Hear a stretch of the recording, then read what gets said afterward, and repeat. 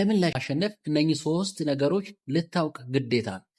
እነኚህ 3 ነገሮች አንደኛው ትናንት ሲሆን፣ ሁለተኛው ነገ ነው። ሶስተኛውን አብረን እናያለን።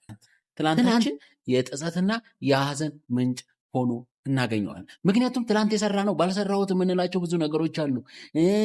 የሚያሳዝኑ ነገሮች ደግሞ ብዙ ነገሮች አሉ። ነገን ስናስብ ደግሞ የፍርሃትና ስጋት ጊዜ ነው። ነገን የምናስበው ነገ ምን ይፈጠር ይሆን? እንዴት አደረግ ይሆን? ምን ሆን ይሆን?